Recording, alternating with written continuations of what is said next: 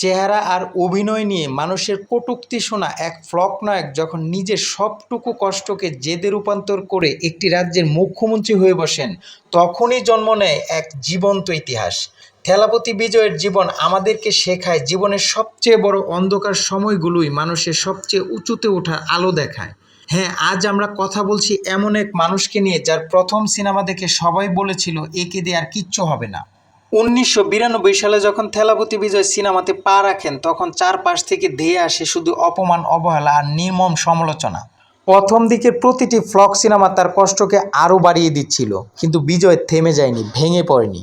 ভিতরের সব কষ্ট আর কান্নাকে তিনি বানিয়েছিলেন তার এগিয়ে যাওয়ার শক্তি।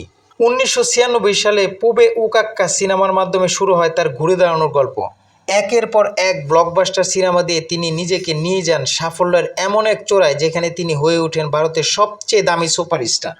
যে চেহারা নিয়ে মানুষের একসময় হাসাহাসি করত, সে মুখটি হয়ে ওঠে কোটি কোটি মানুষের আবেগের জায়গা। কিন্তু বিজয়ের আসল অনুপ্রেরণা ছিল সিনেমার পর্দার বাইরে। সাফল্যের চূড়ায় থেকেও তিনি ভুলে যাননি সাধারণ মানুষের দুঃখ কষ্টের কথা। তাই কোটি কোটি টাকার কেরিয়ার এক ঝটকায় পেছনে ফেলে ২০২৪ সালে নিজের রাজনৈতিক দল টিবিকে গড়ে তুলে তিনি নেমে আসেন বাস্তবের ধুলোবালি মাখা রাজপথে।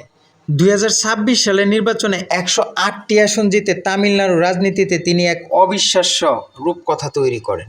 পরবর্তীতে থেলাপতি বিজয় মুখ্যমন্ত্রী হিসাবে শপথ এবং বিধানসভায় নিজের সংখ্যাগরিষ্ঠতা প্রমাণ করে দেখান যে শুধু সিনেমার হিরো নয়, জনগণের আসল হিরো। হাজারবার হোঁচট খেয়ে পড়ে যাওয়া সেই থেলাপতি বিজয় আজ তামিলনাড়ুর মুখ্যমন্ত্রী।